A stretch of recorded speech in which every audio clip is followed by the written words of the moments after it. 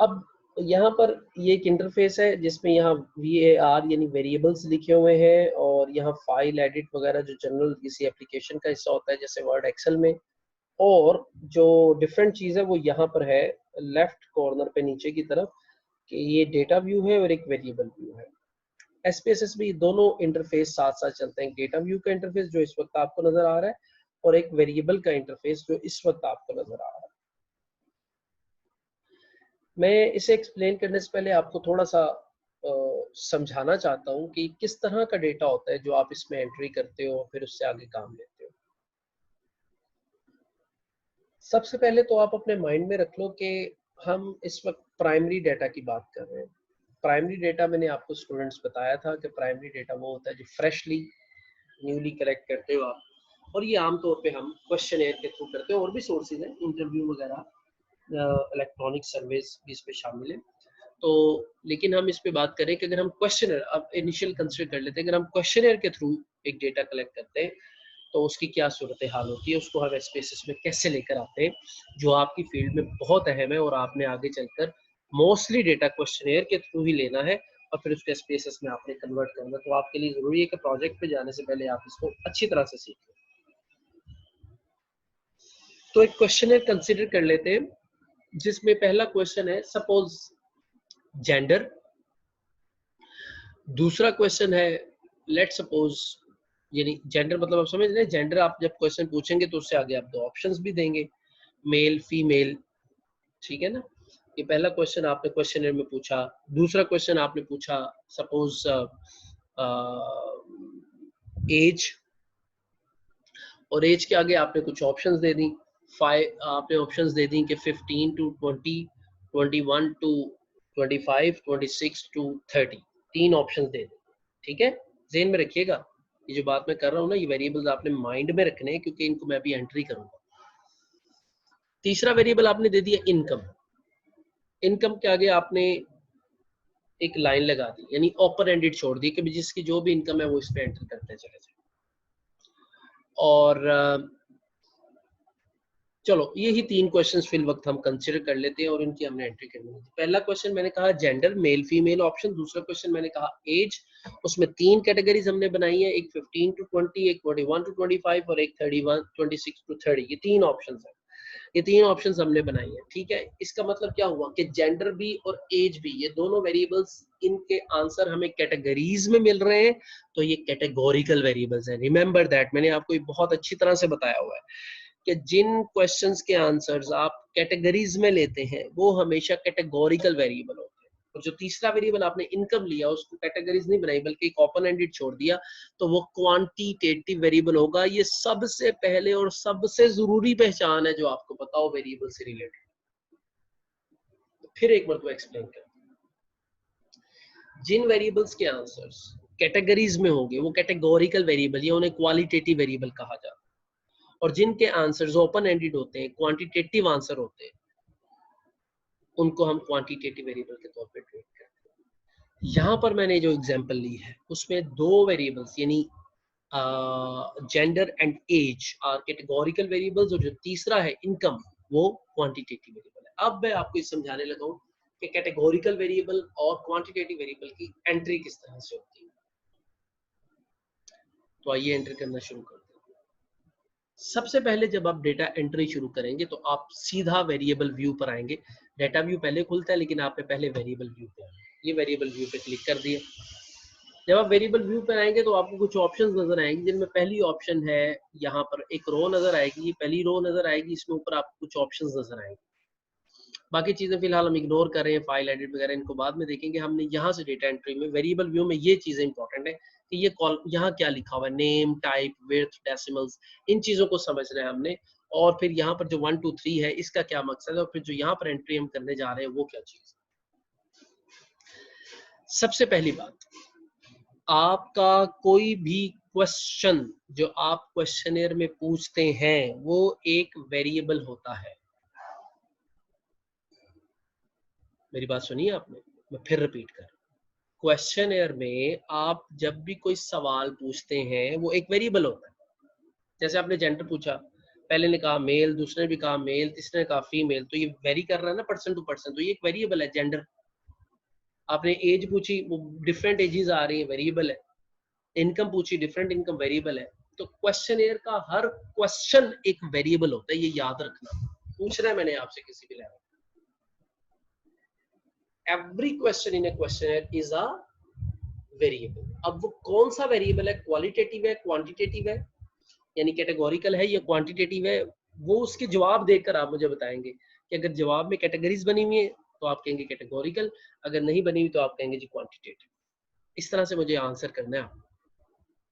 अब पहला हमारा वेरिएबल है जेंडर, इसकी एंट्री करने जा रहे हैं। जो नेम में आप उसका कोई नाम, जो एनालिसिस में आप चाहते हैं कि इसका नाम शो हो, आप चाहते हैं जी शो हो खाली, या कभी पूरा जेंडर लिखा जाए, जब आप एनालिसिस करेंगे ना तो वहां भी उस वेरिएबल का नाम आएगा ना। आप क्या नाम वहां शो करना चाहते हैं वो आप यहाँ लिखेंगे, जेंडर। मैं जेंडर ही शो करना चाहता हूँ, जेंडर लिख दी।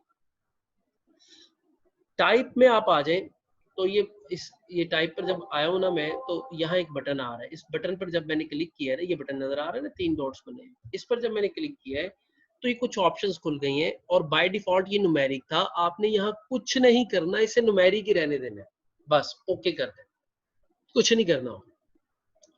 उसके बाद ये विड्थ है, ये बाय डिफॉल्ट ए आ रही है, और ये डेसिमल्स है, बाय डिफॉल्ट 2 आ रहे हैं। 8 से मुराद ये है कि आप जो उधर नंबर एंटर करने जा रहे हैं, जेंडर में जो एंट्री करनी है, उसकी उसकी विड्थ, यानी उनमें कितने डिजिट्स होंगे। 8 डिजिट्स जेंडर में, 8 डिजिट्स। तो ये बाय डिफॉल्ट 12 लेट होगा, आप इसे 8 ही रहने दें, इसको ना ही छेड़ें, खासतौर पे जेंडर के लिए। मसलन मैं आपको बताता हूँ, आप इनकम एंटर करते जा रहे हैं, इनकम, आप इनकम में जब ये विर्थ होगी, आपने इनकम लिखनी है 10,000। अब 10,000 में कितने डिजिट्स आ रहे हैं, काउंट करो, 1 0 0 0 0, 5 डिजिट्स, तो उसकी विर्थ 5 है। तो यहाँ आपको जो लग रहा है ना, जो भी वेरिएबल एंटर कर रहे हैं कि उसकी विर्थ कितनी हो सकती है, वो आपने यहाँ पर देनी है। यानी जैसे मैंने अभी आपको ना कि आपने 10,000 लिखा तो उसकी विर्थ होगी 5। अगर आपको पता यार नहीं 10,000 के अलावा 1 लाख वाले लोग भी बीच होंगे, तो विर्थ हो जाएगी 6। ठीक है ना। अब इससे आपको लग रहा है कि नहीं यार 6-7 डिजिट्स वाले भी नंबर हो सकते हैं, तो 8 कर दो, 8। अदरवाइज 6 वालों जहां आपने 6 नंबर भी हैं वहां भी 8 आ जाएगा, तो कोई बात नहीं।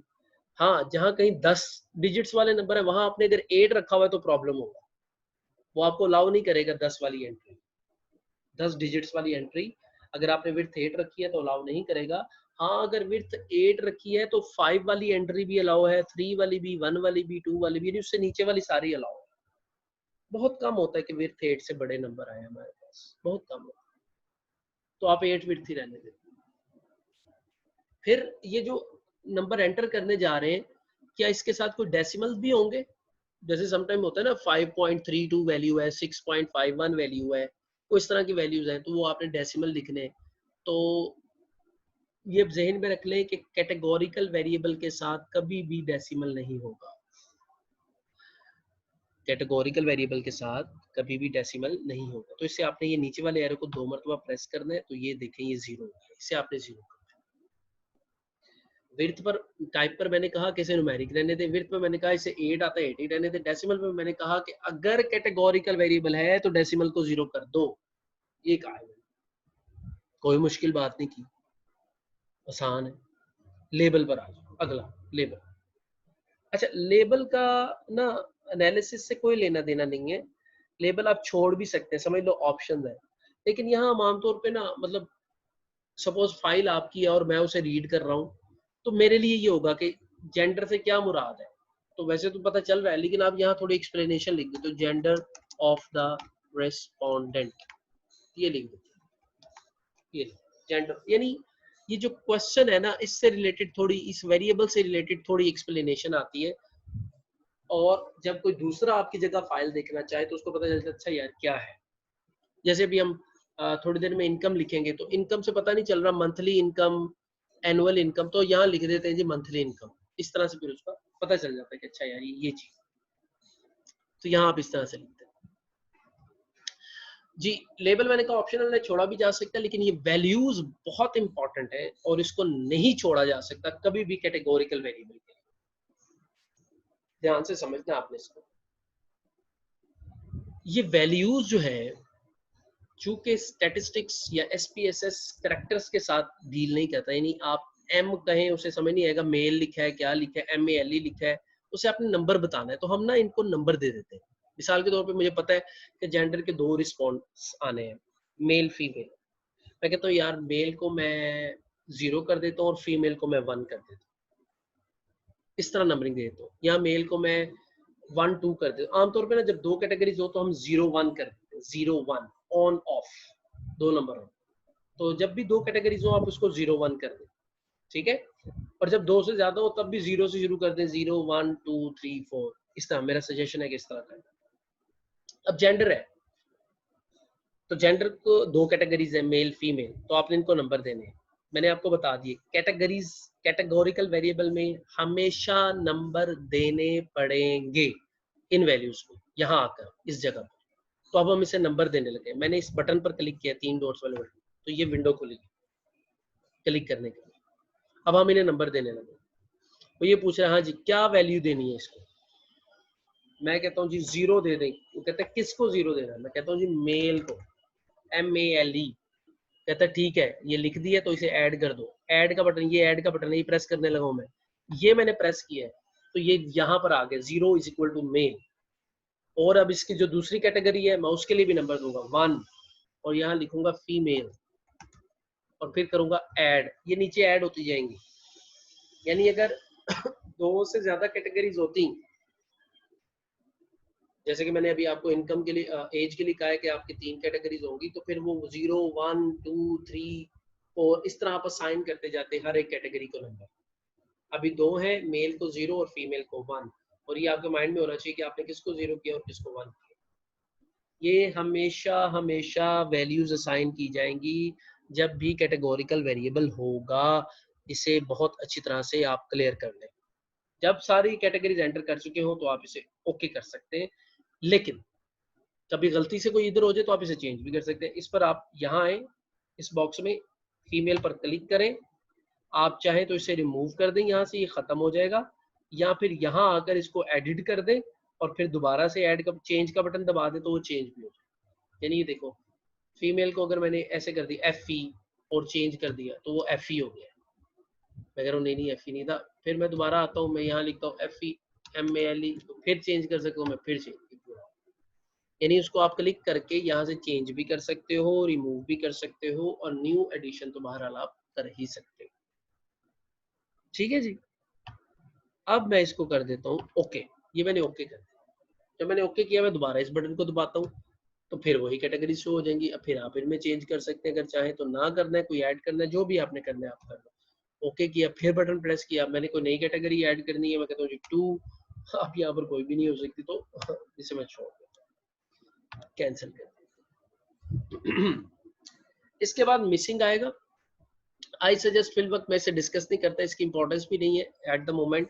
कॉलम्स, ये कॉलम असल में ये देखे, जैसे एक कॉलम है ना, इसकी चौड़ाई है ना ये तो वो कहता है कि जब आप डेटा व्यू में एंट्री कर रहे होंगे तो इसकी कितनी चौड़ाई रखना चाहते हैं।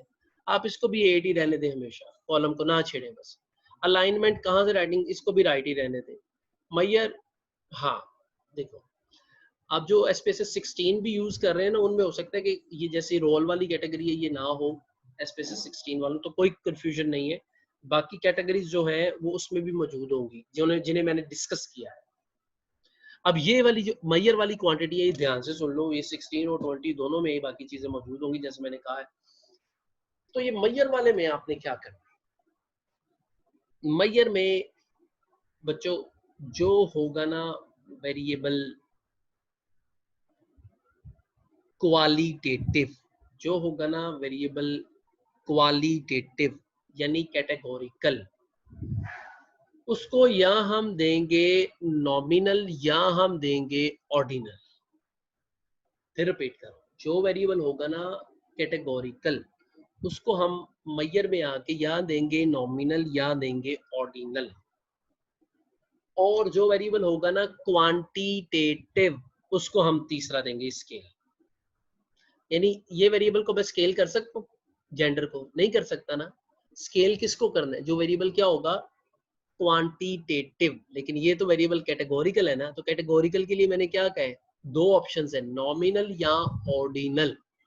अब हमें ये तो पता चल गया कि यार ये नॉमिनल होगा या ऑर्डिनल होगा। अब इनमें से कैसे डिसाइड करना है कि कब नॉमिनल देना है और कब ऑर्डिनल देना है, ये अब मैं आपको बताने चाह रहा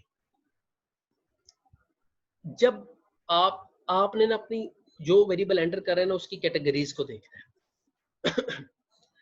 क्या वो ऐसी कैटेगरीज हैं जिनमें ऑर्डर होगा या ऑर्डर होना जरूरी है, या ऐसे कैटेगरीज नहीं है। मैं एग्जांपल से समझा रहा हूं। समटाइम्स हमारे पास ऐसे ऐसे कैटेगरीज होती हैं, जैसे मेल फीमेल। आप पहले फीमेल लिख दो, बाद में मेल लिख दो, पहले मेल लिख दो, बाद में फीमेल लिख दो, फर्क नहीं पड़ेगा। अगर इससे फर्क नहीं पड़ता ना तो इसे हम कहते हैं नॉमिनल। क्या कहते हैं? नॉमिनल। अगर फर्क ना पड़े। अब देखो फर्क पड़ने वाली कैटेगरी पर आपने पूछा डेजिग्नेशन। डेजिग्नेशन में आपने लिखा हुआ पहला लेक्चरर, दूसरा लिखा हुआ असिस्टेंट प्रोफेसर, तीसरा लिखा हुआ एसोसिएट प्रोफेसर, चौथा लिखा हुआ प्रोफेसर। तरतीब लगाई। अब आप तरतीब खराब करें जरा। पहला लिखा लेक्चरर, फिर लिख दिया प्रोफेसर, फिर लिख दिया एसोसिएट प्रोफेसर, फिर लिख दिया असिस्टेंट प्रोफेसर। अब देखें पढ़ने वाले को ना लगेगा यार ये तरतीब ये क्या किया हुआ इसने, हालांकि ये चीज तरतीब में होनी चाहिए थी। यहाँ प्रोफेसर होता, फिर एसोसिएट, फिर असिस्टेंट, फिर लेक्चरर। यहाँ पहले लेक्चरर होता, फिर असिस्टेंट होता, फिर एसोसिएट होता, फिर professor. It must be in the order, लेकिन आपने उसे मिला इस तरह से दिया है कि वो पढ़ने वाले को दोबारा देखना पड़ रहा है। यानी ये कैटेगरीज ऑर्डर होनी चाहिए थी। अगर ऐसी कैटेगरीज हैं जो ऑर्डर्ड है, जिनका ऑर्डर खराब कर दे तो वो चीज खराब नजर आती है, उनको हम ऑर्डिनल नंबर देते हैं। जैसे आपने क्वेश्चंस लिकट स्केल कहते हैं इसे आमतौर पे आपने अटेम्प्ट किया होगा। स्ट्रांगली डिसएग्री कैटेगरीज होती है इस तरह। स्ट्रांगली डिसएग्री, फिर होता है डिसएग्री, फिर होता है न्यूट्रल, फिर होता है एग्री, फिर होता है स्ट्रांगली एग्री। इस तरह तरतीब है। इसे आप खराब कर दें। आप पहले लिख दें न्यूट्रल, फिर लिख दें स्ट्रांगली एग्री, फिर लिख दें एग्री, फिर लिख दें स्ट्रांगली डिसएग्री, फिर लिख दें डिसएग्री। तो पढ़ने वाला कहेगा ये क्या किया हुआ है यार, मतलब it must be in the order. जब कैटेगरीज को आप इस तरह की कैटेगरीज देखें जिनको ऑर्डर में होना चाहिए, उनको आप देंगे ऑर्डिनल। और जो कैटेगरीज ऑर्डर में हो या ना हो, जैसे मैंने बोला अभी रिलीजन, आप रिलीजन लिखा है मुस्लिम, सॉरी हाँ रिलीजन लिखा हुआ है मुस्लिम नॉन मुस्लिम, आप नॉन मुस्लिम लिख दें, मुस्लिम लिख दें, नो प्रॉब्लम। रीजन लिखा हुआ है पंजाब, पंजाब लिखा हुआ है साथ, सिंध लिखा हुआ है साथ, बलोचिस्तान लिखा हुआ है, केपीके लिखा हुआ है। आप इसको कोई भी ऑर्डर लगा दें, फर्क नहीं पड़ेगा। लेकिन जहां पर आप डेजिग्नेशन की जैसे मैंने बात की या रैंकिंग की बात कर रहे हैं, वहां पर आपका ऑर्डर हो। तो कैटेगरीज में जब आपको वेरिएबल को पढ़ के ये सेंस हो कि यार ये ऑर्डिनल है, तो वहां आप ऑर्डिनल देंगे, अदरवाइज आप नॉमिनल देंगे। जेंडर नॉमिनल होगा, चाहे फीमेल मेल लिख दे, चाहे मेल फीमेल लिख दे, ये इस तरह से लिखा जा सकता है। तो इसे आप नॉमिनल कर। ये मैयर, इसमें तीन चीजें बहुत अहम है। मैयर, वैल्यूज असाइन करना और नाम देना, क्योंकि नाम भी एनालिसिस में आता है। इन चीजों को अच्छी तरह से समझ। अब हम दूसरा वेरिएबल एंटर करते हैं। एक हो गया एंटर, दूसरा करते हैं। दूसरा वेरिएबल क्या था जी? एज। दूसरा वेरिएबल है एज। ये भी मैंने आपको कहा था कि कैटेगोरिकल है, इसकी तीन कैटेगरीज हमने बनाई हुई है ना। हमने बनाई हुई 15 to 20 पहली बनाई हुई है। ठीक है, दूसरी बनाई हुई है 21 to 25 और तीसरी बनाई 26 to 30। ठीक है, न्यूमेरिक मैंने कहा रहने दे, इसे भी 8 रहने दे। डेसिमल आ रहे हैं इसमें, आपको लगता है कि कुछ डेसिमल आ रहा है? नहीं आ रहा। मैंने आपको वैसे भी कहा कि कैटेगोरिकल में कभी डेसिमल नहीं आएगा। इसको 0 कर दें। यहाँ आप लिख दें age of the respondent. Optional है, यहाँ आए कैटेगोरिकल है तो ये डेफिनेटली यहाँ कुछ वैल्यूज असाइन होंगी। चलें वैल्यूज असाइन करना शुरू करें। वैल्यूज असाइन कर दें। क्या जी? वैल्यू इज सपोज पहली जो है उसको मैं 1 वैल्यू असाइन करने जा रहा हूँ पहली कैटेगरी को। What is that category? 15 to 20 इस तरह लिखूंगा मैं, 15-20। ऐड का बटन प्रेस करूंगा तो ये नीचे आ गया। 1 is equal 2 is equal to. ठीक है, या तो 0 से कैटेगरी शुरू कर दें या 1 से शुरू कर दें। आमतौर पे मैंने कहा था कि अगर 2 हो तो फिर 0 से शुरू करें। ठीक है। अच्छा, वैल्यू दे दी 2। लेबल इसमें क्या है जी? 21 to 25 ऐड कर दें। तीसरी 3, इसको कहां से कहां तक? 26 से 30 तक ऐड कर। तीन कैटेगरीज ऐड हो गई। ओके का प्रेस करें बटन, मैं पहले बाकी बटन्स की तफसील बता चुका हूँ। ओके कर दें, या दोबारा बटन प्रेस करके आप दोबारा भी देख सकते हैं। ओके कर दें, ये एंट्री होगी वैल्यूज की। मिसिंग मैंने कहा था ऐसे रहने दो, कॉलम्स ऐसे रहने दो। अब यहाँ आ जाओ, बताओ कि ये जो एज वाली कैटेगरीज है इनको तरतीब में होना चाहिए कि नहीं। सोचो जरा, क्या ऐसा हो सकता है कि पहले आप बीच वाली लिख दो, फिर आप पहले वाली लिख दो, फिर आप तीसरे वाली लिख दो? पढ़ने वाले को लगेगा कि तरतीब डिस्टर्ब है? डेफिनेटली लगेगा। पहले जो आनी चाहिए 15 to 20, फिर आनी चाहिए 21 to, फिर आनी चाहिए नेक्स्ट, ठीक है ना, तरतीब में आनी चाहिए। इसका मतलब ये होना चाहिए ऑर्डिनल, इसको ऑर्डिनल दो गया। तीसरा वेरिएबल, तीसरा वेरिएबल क्या है? तीसरा वेरिएबल है इनकम। अभी मैंने आपसे इनकम, इनकम नाम दे दिया मैंने, न्यूमेरिक 8। इसमें डेसिमल्स आएंगे, आपका क्या ख्याल है? आप समझ लें मंथली इनकम है, एज्यूम करें मंथली इनकम है। कोई लिखेगा 50,000.62, ठीक है, आप देख लो, आपको पता लग जाएगा रिस्पॉन्सेज से क्वेश्चन में डेसिमल में लिखा है कि नहीं। मैं अज्यूम करता हूँ नहीं कंप्लीट वैल्यूज है, तो मैं डेसिमल 0 कर दूँ। ठीक है जी। Monthly income, monthly income of respondent, ये मैंने लिख दिया यहाँ पर टेबल में। हाँ जी, न्यूमेरिकल वेरिएबल के लिए यानी क्वांटिटेटिव वेरिएबल के लिए वैल्यूज कभी डिफाइन नहीं होगी, है ही नहीं ना कैटेगरीज, तो किन के लिए वैल्यूज दें? जो वेरिएबल कैटेगोरिकल नहीं है, क्वांटिटेटिव है, उसके लिए वैल्यूज कभी डिफाइन नहीं होंगी। क्लियर कर लें, क्लियर हो गया, समझ आ गई बात? बिल्कुल यही है, ऐसी रहेगी, ये चेंज नहीं होगी बात। वैल्यूज सिर्फ कब असाइन होंगी? जब वेरिएबल कैटेगोरिकल है, चाहे वो नॉमिनल है चाहे ऑर्डिनल है, वैल्यूज असाइन होंगी। लेकिन इनकम यानी ओपन एंडेड क्वेश्चन, सादा लफ्जों में जो कैटेगोरिकल वेरिएबल नहीं है, जो क्वांटिटेटिव वेरिएबल है, उनके लिए कभी कोई वैल्यू डिफाइन नहीं होगी। नन, उसी तरह कॉलम्स, अलाइनमेंट, अननोन, मैंने बताया था स्केल है जैसे यानी नॉमिनल और ऑर्डिनल होंगे कैटेगोरिकल के लिए, और स्केल होगा क्वांटिटेटिव वेरिएबल के लिए। इस तरह से आप बाकी की डेटा, आज मैं आपको बताऊंगा, अभी दूंगा अभी मैंने डेटा व्यू पे भी आपको थोड़ी सी बताना है इसी को लेकर। तो मैं आपको एक क्वेश्चनर दूंगा कि उसकी डेटा एंट्री करें, उसको फिल करवाएं और उसकी डेटा एंट्री करें। लेकिन अभी हमारा पहला पार्ट हुआ है जिसमें मैंने आपको वेरिएबल व्यू बताया। अब अगले पार्ट में मैं आपको डेटा व्यू बताता हूँ, लेकिन ये पार्ट मैं यहीं पर ख़त्म कर रहा हूँ, थोड़ी सी लेंथ बन गई है, तो फिर मैं अगले पार्ट में आगे शेयर करूँ। Thank you.